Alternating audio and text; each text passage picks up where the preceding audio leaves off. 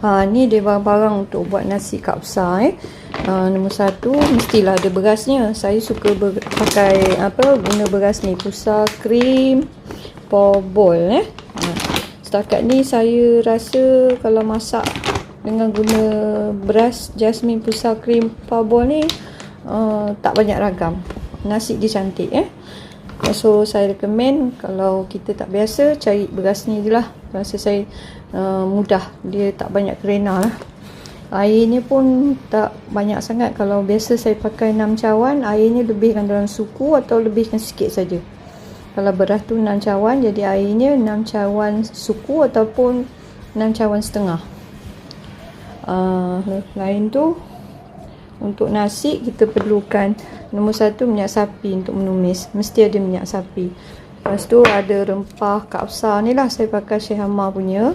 Lepas tu sikit chicken cube, garam biasalah untuk bagi rasa. And then buah tomato, carrot, daun ketumbar ni penting. Kalau tak ada memang kurang lah, mesti ada daun ketumbar.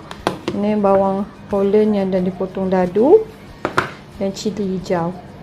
Ada lagi satu, Chevlon. Chevlon ni macam bagi warna kat nasi biar dia cantik, warna kuning. Kalau tak ada pun tak apa. Biasa kalau nasi dah kering tu, ayam pun dah masak bersama nasi tu, kita akan bancuh Chevlon ni sikit. Dia datang, ada dia bentuk cair dan bentuk powder. Macam ni powder, kita bancuh sikit, lepas tu kita titis kat atas nasi yang dah nak kering tu. Dia akan buat menarik lah colour ni. Kalau tak ada pun kadang-kadang dia orang taruh pewarna makanan yang berwarna kuning. Itu dia saja bahan-bahan untuk nasi. Ni beras ni tadi saya dah basuh bersih-bersih, banyak kali bilas, buang semua dia punya keladak-keladak. Lepas tu saya rendam dalam setengah jam. Ni dia dah lembut lah, dah rendam. Lepas tu basuh lagi sekali, and then toastkan. Sebab tu bila kita masak, kita tak perlu bubur banyak air sebab dia dah berendam, dia lembut. Jadi kalau kita bubur banyak air, dia akan jadi lembik. Macam ni kalau saya guna 7 cup beras ni, dah basuh bersih, and then dah rendam sekejap dalam setengah jam.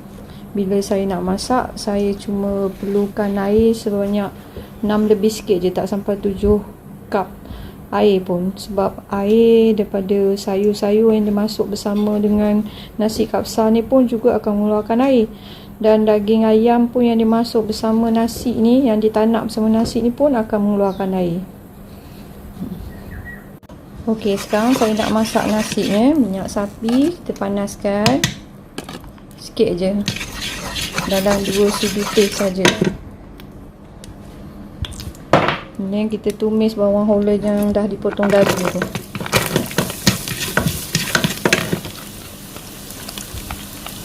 Tumis sampai naik bau dan dia kekuning-kuningan.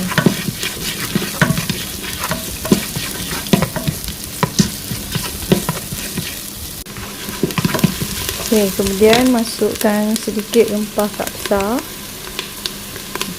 Ni rempah kapsa Sheikh Hamar. Masukkan sedikit chicken cube.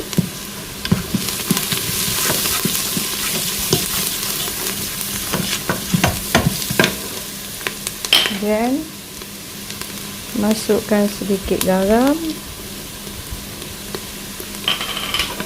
Dan bolehlah masukkan beras tu tadi.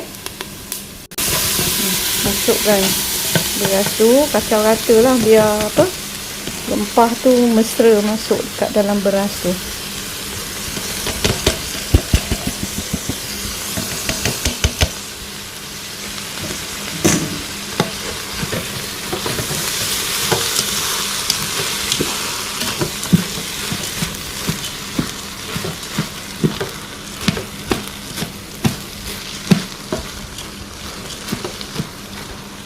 Okey, beras tu dia dah mesra dengan rempah tu tadi kan.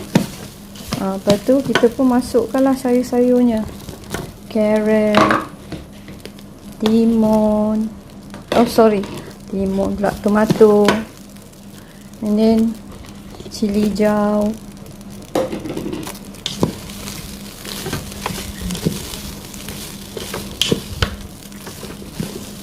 gaul rata dan sedikit daun ketumbar. Tinggalkan lebih ni untuk letak atas dia nanti. Separuh kita gaulkan, separuh lagi untuk tabur kat atas.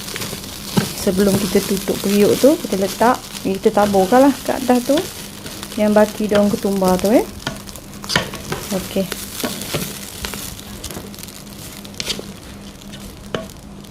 Sayur-sayur ni semua dah ada dalam ni. Last sekali kita susun ayam.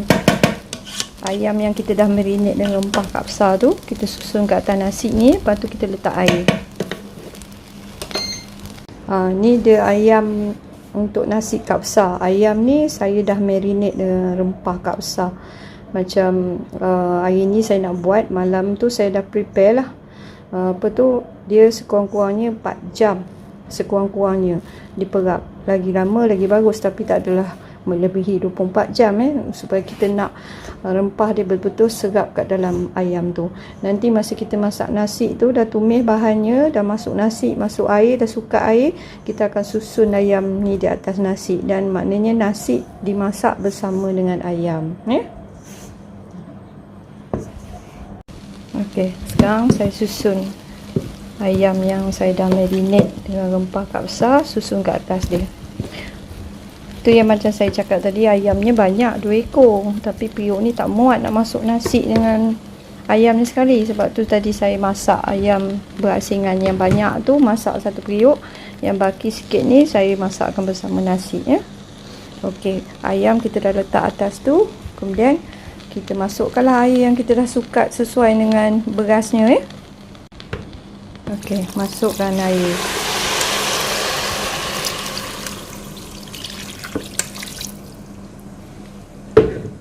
Lepas tu habiskan daun ketumbar yang baki tu, letak kat atasnya. Okey, bolehlah kita tutup dan start masak.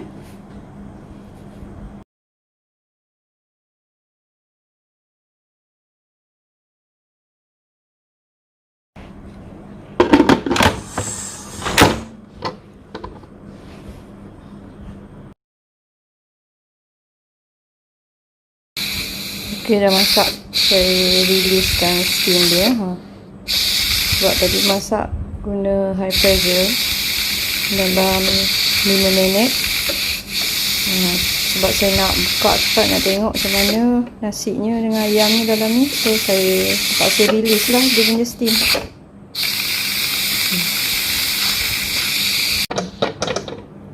Periuk Nurza ni kalau selagi tak habis keluar wap dia, selagi tu tak boleh buka. Dia dah habis dah. Tu saya suka dia, safety dia bagus. Bila wap dah habis, dia barulah longgar. Dia akan pastikan memang wap dah habis keluar, baru kita boleh dapat buka. Kalau tak habis keluar, takkan dapat buka punya. Ni pun masih ada sikit kena keluar habis-habis. Alhamdulillah. Cantik. Tengok tu. Kalau kita nak tengok apa tu nasi tu macam mana keadaannya, gunakan sudut bentuk macam ni serapang ni, supaya nasi tak pecah bila kena kodek-kodek macam mana pun janganlah kodek beriuk pun. Alhamdulillah lah, cantik masak ni. Ayam kat atas pun dah empuk, nasi kat bawah pun masak sekata. Siap dah nasi kapsa saya. Masak nasi kapsa beserta dengan ayam sekali dalamnya.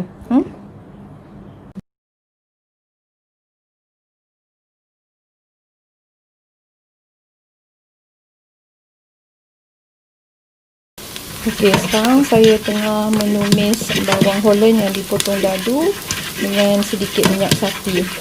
Saya nak masak ayam kapsanya di dalam periuk ni, tidak bercampur dengan nasi. Tapi sebahagiannya saya akan masak bercampur dengan nasi. Sebab periuk ni tak muat untuk masak 2 ekor ayam dengan jumlah nasi pun yang agak banyak. So saya takut nanti ayam ni jadi mentah. Jadi saya akan masak ayam yang berlebihan ni dalam satu periuk khas. Dan sebahagiannya masak bercampur dengan nasi. Untuk masak ayam tu tak susah, kita cuma Masukkan sikit minyak sapi dan masukkan bawang, sedikit bawang holland yang dah dipotong dadu. Tumiskan bawang ni sehingga naik bau dia dan warna kekuningan ya. Ni ayam dia yang dah dimarinate, masukkan.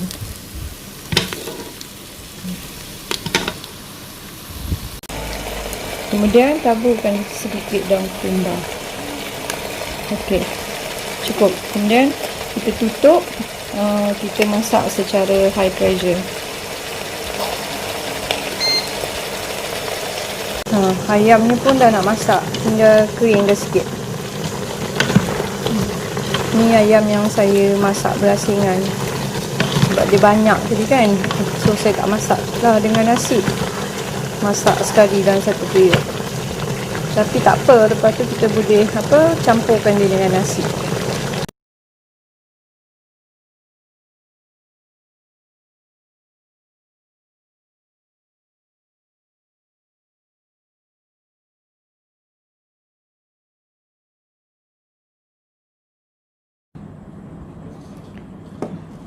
Alhamdulillah cantik nasinya masak sekata Okey, lepas ni kita boleh pindahkan dalam mangkuk hidang. Maknanya kita letak nasi dengan ayam, lepas tu ayam masak berasingan tu kita letak atas tu dan letak nasi balik. Kita buat layer by layer So jadi tak ada masalah lah kalau kita tak ada bekas yang cukup besar untuk masak nasi dengan ayam yang banyak serentak. Kita boleh masak nasi dengan ayam yang sedikit, lepas tu yang lebih tu kita masak dalam satu periuk khas. Kemudian kita boleh satukan. Mudah aja. Ni dia ayam yang saya masak berasingan ni. Yang banyak tu saya masak satu dalam periuk ni. Ni nasi kapsa yang saya masak bersama dengan sebahagian daripada ayam ni. Sekarang saya nak salingkan bekas ni. Maknanya taruh nasi sini, taruh ayam, lepas tu taruh nasi, taruh ayam, layer by layer Kita susun atas dia.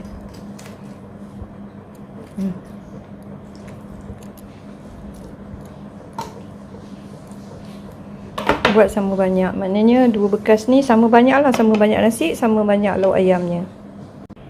Okey, saya dah habis transferkan ayam dengan nasi berselang-seli Alhamdulillah lah cukup dapat dua bekas penuh ni, dua bekas mangkuk hidang ni